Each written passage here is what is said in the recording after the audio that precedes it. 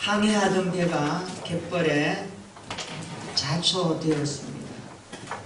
어떻게 하면 끌어낼 수 있을까요? 내려가서 뻘을 치우고 해봐야 꽃에 묻을 뿐입니다. 배가 끄떡도 하지 않습니다. 진흙만 묻힐 뿐입니다. 갯벌에 좌초된 배를 끌어내기 위해서는 한 가지 방법밖에 없습니다. 무슨 방법입니까? 밀물이 밀려오면 되는 겁니다. 물이 갯벌을 가득 채우면 배가 자동적으로 끌어올려지는 것입니다. 오늘 혹시 우리 인생 중에 갯벌에 좌초된 배처럼 우리 인생이 앞으로 가지 못하고 멈춰 있다면 오늘 말씀을 통하여 은혜의 밀물이 밀려올 때 우리의 인생은 항해할 줄로 믿습니다. 우리의 신앙은 앞으로 전진하게 될 줄로 믿습니다. 기도의 밀물, 성령 충만함의 밀물, 우리의 삶의 모임을 통하여 주시는 하나님의 은혜가 오늘 예배 가운데서도 경험되기를 축원합니다. 우리 자원하면 이렇게 인사하십시다. 은혜 받읍시다. 은혜가 사는 길입니다. 믿으시기를 축원합니다. 은혜 받아야 사는 것입니다. 우리가 하루하루 사는 것 같지만 우리 힘으로 사는 거 아니잖아요. 하나님이 생명을 연장시켜 주시고 오늘 하루의 삶도 열어주시니까 우리가 살아가는 거예요. 이것이 은혜인 줄로 믿습니다. 우리가 하는 일터 가운데 계획대로 안 되는 게 너무 많죠. 그러나 하나님께서 때를 따라 돕는 손길로 함께 해주시고 지금까지 우리의 걸음걸음이 주님 전을 찾게 되고 우리의 입이 하나님을 고백하게 되고 우리의 마음에 주님을 느끼고 경험하게 되는 그 은혜가 임한 줄로 믿습니다. 그래서 오늘 예배 가운데 하나님의 은혜를 경험하는 귀한 예배가 되기를 축복합니다. 요한 1서는 요한이 쓴 책입니다. AD 90년에서 한 96년경에 기록된 것으로 그렇게 추측을 합니다.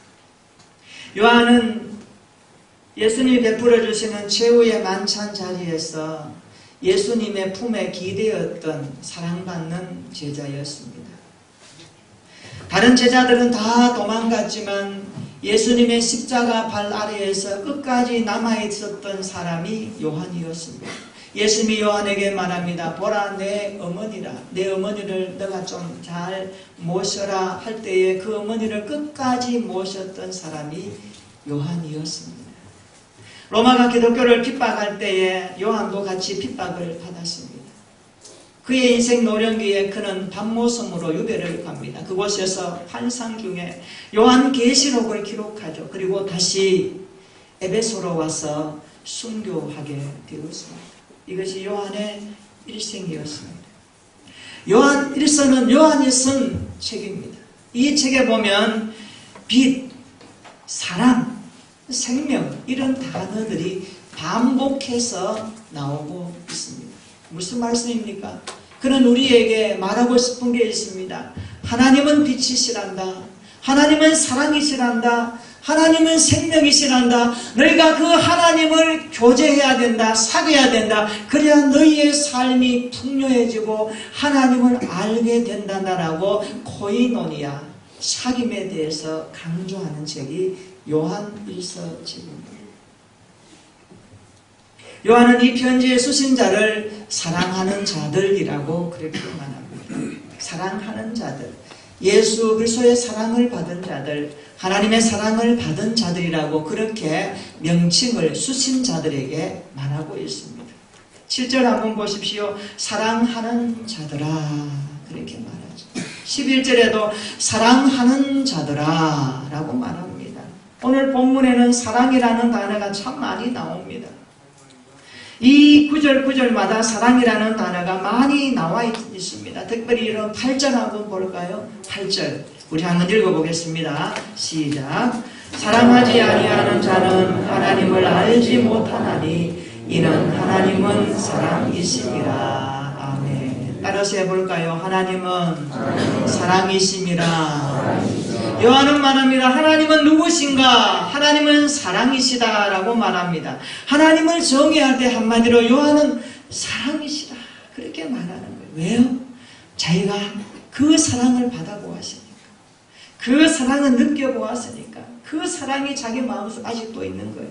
그래서 요한은 하나님은 사랑이심이라 그렇게 말하는 거예요. 9절 한번 보세요. 사랑이신 그 하나님께서 이 땅에 독생자로 오셨다라고 말합니다. 왜 오셨습니까? 우리를 살리시려고. 할렐루야. 그 하나님이 이 땅에 왜 오셨습니까? 독생자로 왜 오셨습니까? 왜 이 땅에 오셨을까요? 이유가 있습니다. 우리를 살리시려고, 우리를 구원하시려고 오신 줄로 믿습니다. 그것을 요한은 증거해주고 있습니다. 요한은 말합니다. 10절에 말합니다. 한번 읽어볼까요? 10절 시작. 사랑은 여기 있으니 우리가 하나님을 사랑한 것이 아니요 하나님이 우리를 사랑하사 우리 죄를 속하기 위하여 화목제물로 그 아들을 보내셨습니다. 아멘. 요한은 분명히 말합니다.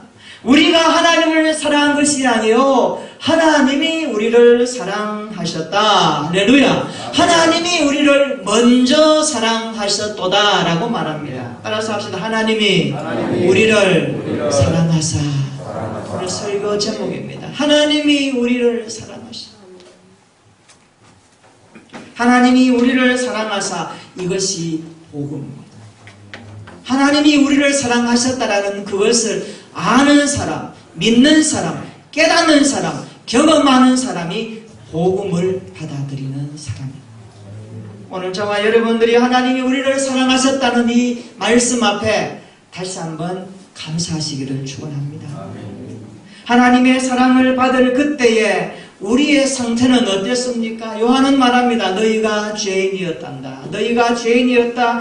그 죄인을 하나님이 사랑하셨단다. 이것이 복음입니다. 복음은 하나님이 우리를 먼저 사랑하셨다는 것이고 죄인인 우리를 사랑하셨다는 것을 복음이라고 말씀하고 있습니다. 어떻게 사랑하셨습니까? 화목제물로 사랑하셨습니다. 십자가 위에서 화목제물로 죽으면서까지 우리를 사랑하셨습니다. 할렐루야. 이것이 복음인 줄로 믿습니다. 복음은 다른 데 있지 않습니다. 복음은 복된 소식입니다. 하나님이 나를 사랑하셨다는 소식, 하나님이 인간의 몸을 입고 오셔서 십자가에 죽기까지 하시면서 나를 사랑하셨다는 그것이 복음이라고 요한은 소개합니다. 하나님이 우리를 먼저 사랑하셨고 죄인인 우리를 사랑하셨고 십자가에서 화목제물로 죽으면서까지 우리를 사랑하셨던 그 하나님의 사랑이 오늘 기록된 성경을 통하여서 들려질 때에 하나님의 사랑이 우리의 마음속에 밀물처럼 밀려오고 깨달아지고 경험되는 은혜가 있기를 축원합니다. 올 가정의 달에 우리의 가정이 어떤 모습으로 세워지기를 원하는가, 우리의 가정의 나라와 민족이 어떤 모습으로 세워지기를 원하느냐, 다른 것도 다 필요하지만 이 사랑이 구심점이 되기를 축원합니다. 이 사랑이 우리의 삶의 관계를 넉넉하게 하고 우리 인생을 복되게 하고 우리의 삶을 행복하게 하는 줄로 믿습니다. 이것이 복음입니다. 이것이 하나님의 말씀입니다. 그래서 우리는 이 사랑 앞에 오늘 반응해야 하는 것입니다. 하나님은 온 우주의 인류를 다 사랑합니다. 당연하죠. 그런데 그 인류 살아가고 있는 사람 가운데 나를 콕 집어서 내가 너를 사랑한다. 이것은요 또 다른 문제입니다. 대통령이 안동에 왔어요. 안동 지역을 쭉 보다가 뭐 시장의 보고를 듣고 쭉 하다가 우리가 거기 갔어요. 갔는데 대통령이 갑자기 우리 곁에 와서 내가 당신을 사랑합니다. 당신을 위해서 내가 준비한 게 있습니다. 라고 콕 찍어서 우리에게 말할 때 어떨까요? 인생 좀 달라지지 않겠어요? 그런 겁니다. 하나님이 70억이 넘는 사람들 가운데 나를 콕 찍어서 내가 너를 사랑한다. 내가 너를 사랑했다. 십자가 위에서 죽기까지 하면서 너를 사랑했다라고 말하는 것은요. 별개의 문제입니다. 또 다른 차원의 문제입니다. 하나님은 사랑이십니다. 그렇습니다. 포괄적인 하나님의 사랑입니다. 그러나 그분이 나를 사랑한다는 것을 믿게 되면, 깨달아지게 되면 내 과거가 달라지고 내 미래가 달라지고 내 가치관이 달라지고 내 인생관이 달라지게 될 줄로 믿습니다. 결국 이 하나님의 사랑을 누가 받았느냐? 어떻게 경험했느냐? 내가 경험하고 있는 하나님의 사랑이 실제적으로 어떤 내용을 담고 있는가를 아는 것은요, 예수 믿는 사람들에게 또 다른 문제를 낳는다는 것을 오늘 본문이 가르쳐주고 있습니다. 예수님께서 세례 요한에게 세례를 받으시고 올라올 때에 하늘이 활짝 열렸습니다. 그리고 하늘에서 이런 소리가 있었습니다. 이는 내 사랑하는 아들이요 내 기뻐하는 자. 아들을 향한 아버지의 사랑의 음성이죠. 그 소리를 예수님이 들으셨습니다. 예수님이 들으셨어요. 그리고 예수님이 그 세례 받으시고 나서 공생애가 출발되어지는 겁니다. 여러분, 예수님이 가시는 곳에 복음서에 보면 수많은 사람들이 몰려왔습니다. 이유는 다양합니다. 예수님이 누구인가 보고 싶어서, 예수님이 병을 치료한다더라 나도 가서 병을 고쳐봐야 되겠다라는 목적 때문에, 어떤 사람은 예수님의 말씀이 너무너무 귀하기 때문에 나도 들어봐야 되겠다라는 마음으로 수많은 사람들이 주님 곁에 몰려들었습니다. 베세다 광야에서 예수님이 말씀하실 때 여러분, 숫자적으로 5,000명이 넘는 여자와 아이를 빼면 수만 명이 거기에 몰렸다는 것은 무엇을 말할까요? 주님이 가는 곳에 사람들이 따라다녔습니다. 주님의 영향력이 대단했습니다. 그런데 예수님이 가는 곳에 또 사람들이 모였습니다. 그들은 이런 분류의 사람도 있었습니다. 예수님을 죽이려고, 예수님을 해코지하려고, 예수님의 사역을 방해하려고 방해꾼들이 많이 모였습니다. 바리새인 서기관들, 대제사장의 무리들이요 많이 모였습니다. 그것이 복음서에 나타나고 있는 예수님의 행적 가운데 나타나고 있는 두드러진 특징들 가운데 내용입니다. 예수님은 자기를 죽이려는 사람들을 만날 때마다 뭐라고 말씀하십니까? 대항하지 않았습니다. 계속해서 그는 이렇게 말씀하십니다. 나는 세상의 빛이다. 나는 세상의 선한 목자다. 나와 아버지는 하나이니라. 나는 하나님이 보내신 사람이다. 너희가 나를 믿는 것은 하나님을 본 것이고 믿는 것이다. 나는 부활이다. 나는 생명이다. 나는 길이다. 나는 진리이다. 그는 계속해서 말씀하고 있습니다. 언제나 예수님은 자기 자신에게 어떻게 해요? 하나님이 사랑하고 있다는 것을 넉넉하게 표현하셨다고 그렇게 말씀하고 있습니다. 왜 그럴까요? 하나님이 예수님을 사랑하십니다. 그 확신 때문에 예수님은 자존감 넘치는 말씀으로 전했던 것입니다. 오늘 우리에게 이 하나님의 사랑이 풍성하게 임하기를 축원합니다. 우리를 사랑하시는 그 하나님의 사랑이 확신적으로 우리 안에 자리 잡고 우리가 넉넉한 자존감으로 세상 가운데 살아갈 수 있는 복음의 사람들 되기를 축원합니다. 하나님께서 여러분을 사랑한다는 것이 확신되기를 축원합니다. 하나님이 나를 사랑하신다는 것이 느끼고 경험되어지고 마음속에 들어오기를 축복합니다. 그러면 언제나 자존감 넘치는 사람으로 바꾸어지는 것입니다.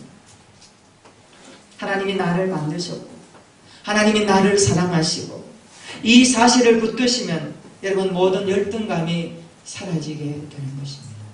열등감의 문제는요, 사랑이 문제입니다. 그래서 하나님의 사랑이 우리의 자존감의 뿌리가 되는 것입니다. 여러분, 자존감의 뿌리는 사랑에 있는 겁니다. 하나님이 나를 사랑하신다. 나의 자존감의 뿌리는 하나님의 사랑입니다. 믿으시기를 축원합니다. 하나님이 나를 사랑하신다는 이 사랑, 이것은요 세상과 바꿀 수 없는 내용입니다. 하나님이 나를 사랑한다는 이 확신이 드는 사람은요 십자의 길도 갈 수 있습니다. 자매님들은요 형제가 자기를 위해서 사랑한다라는 그 확신이 들면요 국경도 넘더라고요. 국경도 넘더라고요. 그리고 이 자매들은요 형제가 자기를 정말 생명을 다해서 사랑한다는 그 확신이 들면요 어떻게 해요? 인생의 동반자로 이제는 결정합니다. 이게 결혼의 시작이다. 그렇지 않던가요? 여러분, 자녀들이요 전혀 모르는 어떤 형제가 나와 함께 살겠다 할 때 그 무엇을 가지고 여러분 인생을 던집니까? 저는 사랑이라고 보고 싶어요. 이 사람이 나를 위해서 정말 생명 걸고 아낌없이 사랑해 주시다라는 그 확신이 들면 여자들은요, 거기에 자기 인생을 이제 던지는 거예요. 하나님이 우주를 사랑하셨고 우주를 지으셨습니다. 그런데 하나님이 나를 꼭 찍어서 오늘 사랑한다라고 말할 때 우리가 그 하나님의 사랑에 반응해야 되지 않겠습니까? 그 하나님의 사랑에 우리의 인생을 맡기려고 하는 우리의 제수처가 있어야 되지 않겠습니까? 우리의 신앙은 그런 것 아니겠습니까? 하나님이 세상을 이처럼 사랑하셨다라고 들리기는 들리는데 믿어지고 그것이 경험되어지게 된다면 우리는 하나님의 그 사랑에 우리의 모든 것들을 성도리째 맡기고 던지고 의지해야 될 줄로 믿습니다. 이것이 신앙이거든요. 여러분이 부유해도 여러분이 가난해도 오늘도 하나님은 우리를 사랑하고 계심을 믿으시기를 축원합니다. 그 사랑이 우리를 붙들고 계십니다. 확신할 수 있기를 축복합니다. 여러분은 하나님의 것입니다. 이사야 43장 1절에 이렇게 말씀합니다. 내가 너를 지명하여 불렀나니 너는 내 것이라. 할렐루야. 따라서 합시다. 너는 내 것이라. 하나님이 말씀하니까, 하나님이 우리에게 말씀하니까 확실한 거 아닙니까? 너는 내 것이라고 말씀하십니다. 너는 잘났으나 못났으나 사람이 어떻게 말해도 괜찮다. 너는 내 것이다. 내가 너를 지명하여 불렀다. 그렇게 말씀합니다. 하나님은 오늘 나를 그렇게 사랑하시고 그렇게 귀하게 보시는 존재라는 것을 말씀합니다. 그래서 여러분은 하나님의 것입니다.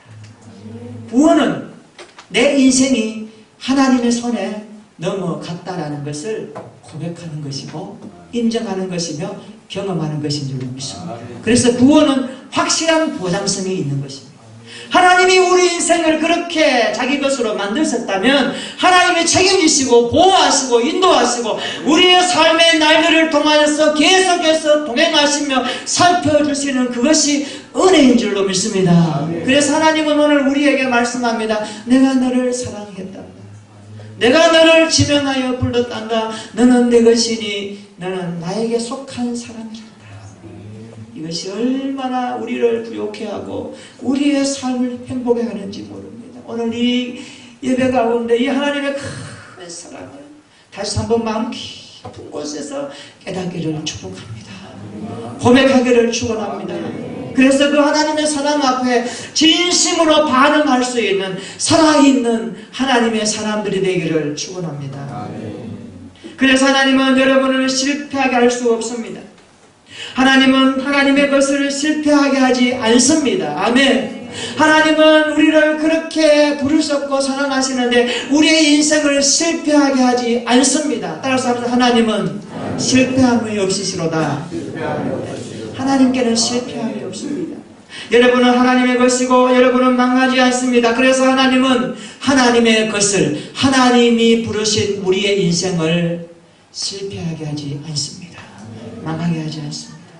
여기에 여러분의 소망을 두시기를 축원합니다. 미국에 사는 유대인들이요 2% 정도밖에 안 된다고 해요. 그런데 2% 되는 그 유대인들이요 미국의 정치, 경제, 사회, 문화 모든 것을 주름잡습니다. 미국의 정치 유대인들이 잡고 있어요. 미국의 대통령이 이스라엘을 왜 돕는지 아세요? 이유는 하나입니다. 그들이 영향력이 크기 때문에 그래요. 미국의 경제 유대인들이 다 쥐고 있습니다. 미국의 부자촌에는 유대인들이 다 살고 있어요. 학교, 교육 유대인들이 다 잡고 있습니다.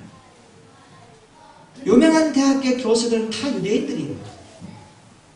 영화 유대인들이 다 쥐고 있어요. 우리가 잘 아는 유명한 영화의 기재 스티븐 스필버그 그 사람 유대인입니다. 그가 만든 영화는 대박을 치고 세계에 아주 이슈거리죠. 2%밖에 안 되는 유대인들이 어떻게 미국의 정치, 경제, 사회, 문화를 쥐고 쥐락펴락할 수 있을까요? 이유가 뭘까요?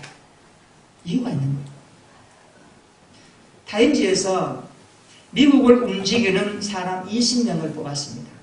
미국을 움직이는 사람이 누구일까? 20명을 뽑았는데 그 가운데 15명이 유대인들이었어요. 세계 노벨상의 30%가 유대인입니다. 우리나라는 한 사람밖에 없지만. 어떻게 유대인들이 미국을 움직이고 세계를 움직일까? 이유가 뭘까? 학자들이 연구를 해봤습니다. 조사를 해봤습니다. 어떻게 된 일인가? 2%밖에 안 되는 그들이 어떻게 이렇게 미국이라는 나라를 세계를 움직이는 영향력을 끼치고 있을까? 학자들마다 견해가 다양했습니다. 그런데 모든 학자들이 내린 공통점 하나가 있었습니다. 그게 중요합니다. 공통점.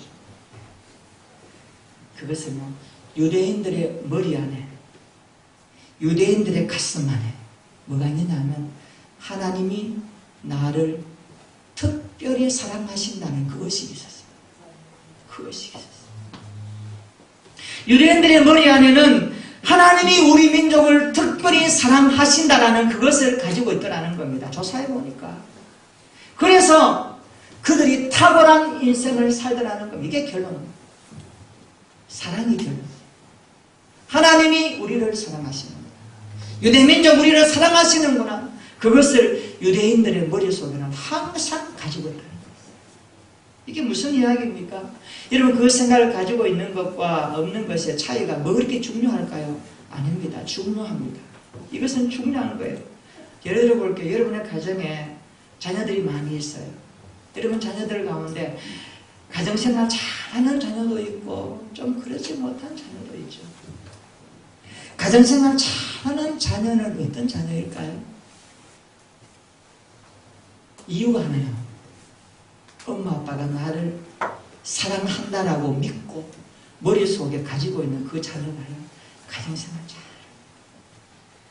이게 중요합니다. 사랑의 관계가 밀착되게 되기 때문에 그런 거예요. 여러분, 학교에서 아이들이 누가 공부 잘하는지 아세요? 선생님이 나를 믿고 나를 신뢰하고 너는 앞으로 기대 가치가 있는 유명한 사람이 될 거야. 기대 가치를 가지고 사랑해주고 선생님의 사랑을 듬뿍 먹고 자라는 그 학생이요, 공부를 잘하는 자예요. 그래서 우리가 아이들을 학교 보내면요, 이런 선생님을 만나야 돼요. 좀 못하더라도 격려해주고 위로해주고 그 강점을 끄집어내어서 너 앞으로 잘할 거야. 머리 쓰다듬어주면서 그의 인생의 장단점을 볼 때에 장점을 보면서 그의 잠재력을 개발해 줄 수 있는 그 사랑이 풍성한 넉넉한 스승을 만나면 우리 아이들이요, 하나님 주신 잠재력에 막 개발되는 거예요. 직장생활 누가 잘하는지 아세요? 부장님이, 사장님이 나의 일을 맡길 때에 믿고 신뢰하면서 나를 제일로 사랑한다라고 생각하는, 사실 착각이죠. 그 직원이 직장생활 잘 하더라는 겁니다. 솔선수범해서 일찍 나오고 적극적으로 되더라는 겁니다. 누가 교회생활 잘하는지 아세요? 하나님께서, 우리 목사님이 나를 믿고 신뢰하며 사랑하며 듬뿍 이런 관계가 되어 있을 때에 믿음생활 잘하게 되더라는 겁니다. 이건요, 현실적입니다. 여러분, 70억이 넘는 사람이 살고 있습니다. 누가 탁월한 인생을 살 수 있을까요? 하나님이 나를 가장 사랑한다라고 믿고 신뢰하며 그 하나님의 사랑이 내 인생의 구심점이 된다라고 확신하는 그 사람이 풍성한 탁월한 인생을 살게 되더라는 겁니다. 유대인들을 조사해보니까 그 결론에 도달한 겁니다. 그래서 사랑에는 힘이 있고 사랑에는 능력이 있고 이 사랑은 세상을 움직이는 힘이 있다는 것을 결론적으로 말하는 겁니다. 사랑하는 성도 여러분, 우리의 인생이 이 땅에 하루하루 살아가는 먹고 마심의 존재로 끝나지 않는 거 아닙니까? 어느 곳에서 무엇을 하든지 우리의 존재 가치에 하나님의 사랑이 있지 않습니까?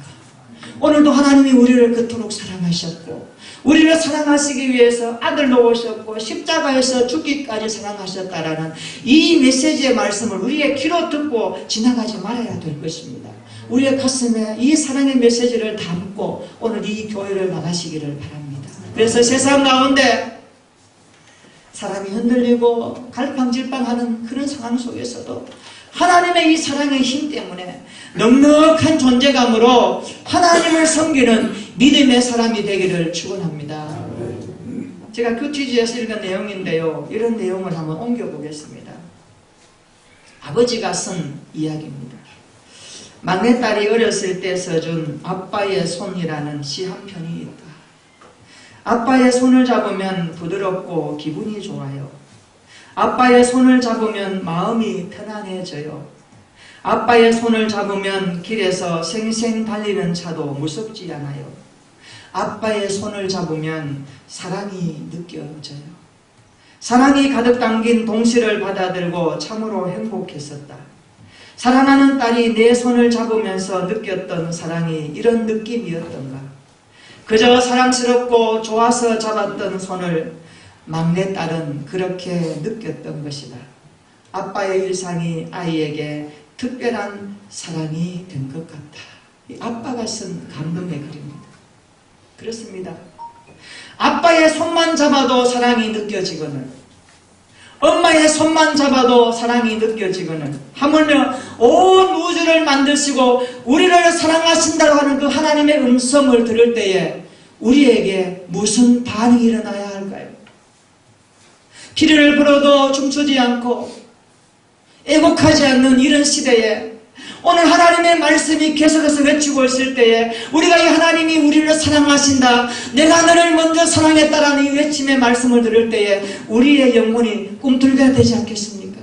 우리의 삶이 반응해야 되지 않겠습니까? 마치 아이가 아빠가 손을 잡아줄 때 느꼈던 그 사랑을 보고 표현했듯이 우리도 교회 생활하면서 직장 생활하면서 가족관계 속에서 이 사랑을 하나님 앞에 고백해야 되지 않겠습니까? 그분이 우리를 먼저 사랑하셨어요. 그분이 우리를 먼저 사랑하셨고 죄인인 우리를 사랑하셨고 십자가 위에서 죽기까지 우리를 사랑하셨던 하나님이십니다. 화목제물로 죽으면서까지 우리를 위해서 사랑하셨던 분이 하나님이십니다. 그분이 나의 아버지이십니다. 그래서 기독교 사랑은 아버지의 사랑을 말하는 겁니다. 아버지의 사랑. 넉넉한 사랑이죠. 부요한 사랑이죠. 넘치는 사랑이죠. 아낌없이 주는 사랑인 줄로 믿습니다. 그렇다면 저와 여러분의 입에서 그 사랑에 대한 반응에 대한 확신으로 어떻게 우리가 고백하며 살 수 있을까요? 어떻게 그 사랑에 대한 감동에 반응할 수 있을까요? 요한은 한 가지로 말합니다. 오늘 본문에 보면 그렇게 말합니다. 요한이 우리에게 말하는 내용이에요. 너희가 하나님의 사랑을 받았다, 하나님이 너를 사랑한다라는 사실을 믿어진다면, 그리고 느껴지고 그것이 받아들여진다면 너희의 삶이 어떤 모습으로 반응해야 되지 않겠느냐, 그렇게 말합니다. 오직 한 가지로 말합니다. 우리가 서로 사랑하자. 알아서 합시다. 우리가 서로 사랑하자. 7절입니다. 사랑하는 자들아, 우리가 서로 사랑하자. 우리가 서로 사랑하자. 우리 11절 한번 읽어볼까요? 11절 한번 읽어봅니다. 시작. 사랑하는 자들아, 하나님이 이같이 우리를 사랑하셨은즉 우리도 서로 사랑하는 것이 마땅하도다. 아멘. 12절도 보세요. 우리가 서로 사랑하면 하나님이 우리 안에 거하시고 그의 사랑이 우리 안에 온전히 이루어지느니라.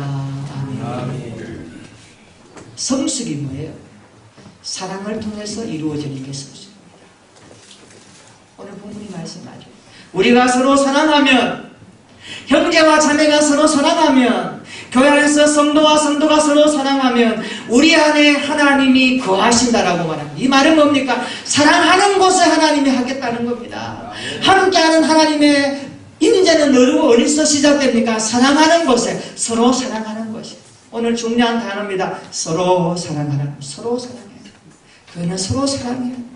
사랑은 받을 만한 모습을 해야 되고, 사랑받을 만한 표현을 해야 되고, 사랑해야 하는 것에 서로 사랑하라고 그렇게 말씀하고 있습니다. 서로 사랑하라, 이 명령을 누가 실천할 수 있습니까? 하나님의 사랑을 받아본 사람이 사랑할 수 있어요. 여러분, 그렇죠? 사랑을 받아본 사람이 사랑을 흘려보낼 수가 있습니다. 그래서 우리는요, 우리의 교회가, 우리의 자녀들과 우리의 미래가 이 사랑을 흘려보내는 통로 역할이 되기를 기도해야 됩니다. 먼저 내가 하나님의 사랑을 풍성히 받아본 경험, 하나님의 그 사랑의 은혜를 경험해 본 경험이 있어야 됩니다. 그래서 날마다 십자가 앞에서 이 사랑을 경험해야 됩니다. 여러분, 사랑도 내가 경험하고 받아봐야 줄 수 있지요. 내가 경험하지 못한 사랑 못 주더라고요. 오늘 우리가 이 사랑 앞에 하나님이 우리를 그토록 사랑하셨다는 이 말씀 앞에 우리의 삶에 받아내야 될 하나님의 그 은혜가 얼마나 크다는 것을 요구하지 않습니까? 하나님은 우리를 서로 사랑하라고 말씀하십니다. 십자가의 사랑으로 감격해 본 사랑을 하라는 것입니다. 그래서 교회는요, 서로 사랑하는 공동체가 되어야 하는 것입니다. 따라서 합시다. 교회는 서로 사랑하는 공동체입니다. 우리 교회가 남녀노소 누구를 구분하고 모두가 서로 사랑하는 하나님의 공동체가 되기를 축원합니다. 세상에서 어려움 당하고 세상에서 고난 당하고 세상에서 상처받고 고통당하는 모든 사람들이 우리 교회에 왔다가 서로 사랑하는 모습을 통하여 치유되고 회복되어지고 하나님의 사랑이 이것이구나 그들이 깨닫고 발견할 수 있기를 축복합니다. 우리 교회가 이런 공동체가 되기를 힘써야 하는 것입니다. 그래서 우리는 날마다 이런 다짐을 해야 됩니다. 교회를 사랑하겠다고, 교회를 사랑하겠다고, 교회를 이 땅에 보내신 하나님의 말씀을 사랑하겠다고, 이 땅에 세워주신 한국교회를 사랑하겠다고, 세계 열방 가운데 복음을 전하는 교회들을 내가 사랑하겠다라고, 그리고 매일매일 다짐하면서 살아가야 하는 것입니다. 오늘 서로 사랑하는 우리의 가정, 서로 사랑하는 직장 공동체, 서로 사랑하는 교회 공동체가 되기를 진심으로 축원합니다. 아멘. 어떤 태도와 자세로 사랑해야 될까요? 요한 1서에 보니까 많은 말씀이 있습니다만 한 가지가 우리에게 더 강력하게 다가옵니다. 3장 18절에 보면 이렇게 촉구합니다. 어떤 자세와 태도로 서로 사랑할까? 이 마음가짐이거든요. 태도거든요. 우리 3장 18절 한번 읽어볼까요? 요한일서 3장 18절 시작. 자녀들아, 우리가 말과 혀로만 사랑하지 말고 행함과 진실함으로 하자. 아멘. 바로 이겁니다. 행함과 진실함으로 사랑하자. 우리 옆에 분에게 한번 말해주십시다. 행함과 진실함으로 사랑합시다. 행함과 진실함으로 사랑합시다. 그렇게 얘기를 축원합니다. 요한이 말합니다. 너희가 말의 책임을 가지고 행함의 본을 보이며 사랑하라. 그것이 서로 사랑하는 모습이 될 때에 하나님의 사랑을 받은 자로서 살아가는 마땅한 성도의 본분이고 신앙생활인 줄로 믿습니다. 그래서 우리 모두는 서로 사랑하되 행함과 진실함으로 사랑할 수 있는 믿음의 사람 되기를 축원합니다. 하나님이 나를 사랑한다고 하는 그 사실을 믿는 인생은 타고난 인생을 살게 됩니다. 그 사랑받은 모든 성도들은 서로 사랑하며 그 사랑의 통로자로 사용되어야 합니다. 오늘 세상 가운데 이 복음의 사랑을 가지고 통로 역할을 잘 감당해서 저와 여러분들과 특별히 5월 가정의 달에 우리의 가정의 자녀들이 이 사랑을 듬뿍 먹으면서 부모의 통로를 통해서 듬뿍 먹음으로써 이 땅에서 탁월한 인생으로 쓰임받는 하나님의 가정들, 주의 교회 모든 성도들 되기를 예수님의 이름으로 축원합니다. 아멘. 우리 한번 기도하십시다. 하나님은 사랑이십니다. 하나님이 나를 먼저 사랑하셨습니다. 죄인으로 있을 때에 사랑하셨습니다. 십자가 위에서 화목제물로 죽으면서까지 사랑하셨습니다. 그분이 나를 사랑한다는 것을 믿게 되면 과거가 달라지고 가치관이 달라지고 미래가 달라집니다. 모든 것이 달라집니다. 그래서 우리 인생은 탁월하게 살 수 있습니다. 하나님, 내 인생 하나님의 사랑이 날마다 밀물처럼 밀려오는 것을 경험하게 하옵소서. 하나님의 사랑이 우리 교회에 풍성하게 하옵소서. 우리의 가정에 우리의 자녀들의 인생 가운데 하나님의 그 십자가의 사랑이 날마다 임하게 하여 주시옵소서. 서로 사랑하겠습니다. 행함과 진실함으로 사랑하겠습니다. 이런 신앙생활 되도록 하나님 앞에 고백합니다. 한 주간 이런 자세로 살아가겠습니다. 우리 다시 한번 기도하겠습니다.